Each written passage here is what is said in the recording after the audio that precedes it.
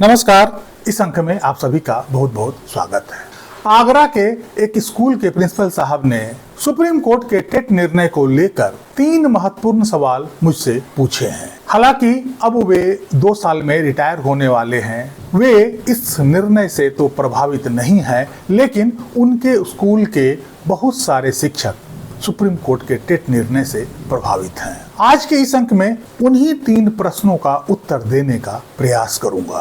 पहला प्रश्न है कि क्या सुप्रीम कोर्ट को किसी कानून में संशोधन करने का अधिकार है। दूसरा प्रश्न था, क्या सुप्रीम कोर्ट किसी कानून को भूतलक्षी प्रभाव से लागू करवा सकता है, उस कानून में ऐसा कोई प्रावधान नहीं होने के बावजूद। तीसरा प्रश्न था कि क्या सुप्रीम कोर्ट अपने अंतर्निहित शक्ति अनुच्छेद 142 का उपयोग करके किसी कानून के उद्देश्यों के विपरीत ऐसा आदेश सुना सकता है जिससे लाखों लोग नकारात्मक रूप से प्रभावित होते हों। जहां तक पहले प्रश्न की बात है कि हमारे देश में संसदीय प्रणाली की व्यवस्था है, जहां सेपरेशन ऑफ पावर की अवधारणा है। हालांकि यह उतना स्ट्रिक्ट रूप में नहीं है जितना अमेरिका में है। फिर भी जहां तक कानून बनाने और उसमें संशोधन करने की बात है, तो यह शक्ति एक्सक्लूसिव रूप से संसद और राज्यों में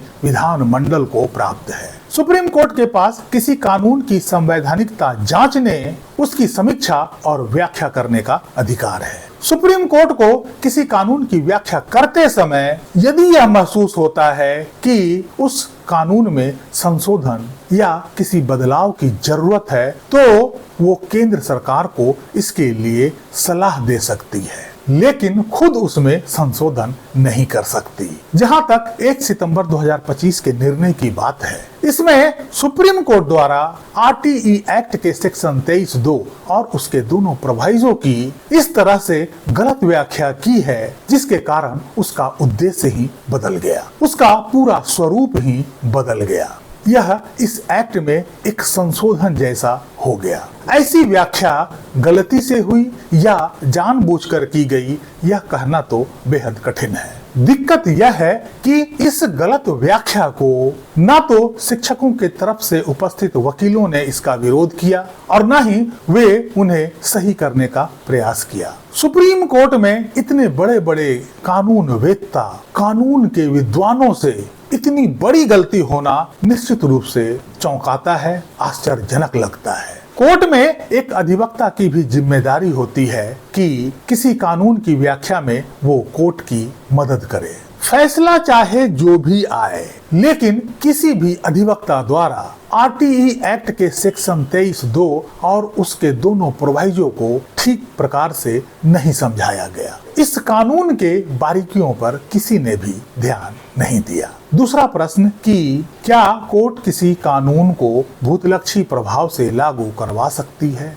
जी नहीं। यदि किसी भी मूल कानून में उसे भूतलक्षी प्रभाव से लागू होने का प्रावधान नहीं है, तो कोर्ट उसे अपनी तरफ से इसे भूतलक्षी प्रभाव से लागू नहीं करवा सकती है। हमारे देश में बहुत कम ही ऐसे कानून बनते हैं जिसमें भूतलक्षी प्रभाव से लागू करने का प्रावधान होता है, जैसे कुछ टैक्स के मामले में कानून, प्रॉपर्टी एंड कॉन्ट्रैक्ट या कर्मचारियों के पेंशन जैसे कुछ कानून में इस तरह के प्रावधान होते हैं। लेकिन सामान्य तौर पर किसी भी कानून में भूतलक्षी प्रभाव से लागू होने का प्रावधान नहीं होता है। नए कानून जो भी बनते हैं, आमतौर पर वे प्रोस्पेक्टिवली ही लागू होते हैं, न कि रिट्रोस्पेक्टिवली। आरटीई एक्ट में या उसके किसी भी संशोधन में इसे रिट्रोस्पेक्टिवली लागू करने की कोई बात कहीं भी नहीं कही गई है। सुप्रीम कोर्ट ने इसे भूतलक्षी प्रभाव से लागू करने का निर्णय देकर एक बड़ी गलती की है, जो उसके क्षेत्राधिकार से बाहर है। तीसरा प्रश्न था कि क्या सुप्रीम कोर्ट अपने अंतर्निहित शक्ति अनुच्छेद 142 का उपयोग करके किसी कानून के उद्देश्यों के विपरीत ऐसा कोई आदेश सुना सकता है जो लाखों लोगों के जीवन पर नकारात्मक प्रभाव डालता हो। भारतीय संविधान के अनुच्छेद 142 सर्वोच्च न्यायालय को अपने समक्ष लंबित किसी भी मामले में पूर्ण न्याय करने के लिए असाधारण और विशेष शक्ति देता है और इसका उपयोग खासकर वहां किया जाता है जहां किसी विशिष्ट मामले में कोई स्पष्ट वैधानिक प्रावधान या कानून उपलब्ध नहीं है, लेकिन न्याय हित के लिए वो जरूरी है, या जब किसी सख्त कानूनी नियम या प्रक्रियाएं किसी निर्दोष व्यक्ति के हक को मार रही हो या उसके साथ अन्याय पैदा कर रही हो, या फिर जब राज्य तंत्र या प्रशासनिक देरी की वजह से किसी नागरिक के मौलिक या संवैधानिक अधिकारों का हनन हो रहा हो। कहने का तात्पर्य यह है कि सामान्य मामलों में इसका उपयोग नहीं किया जाता है।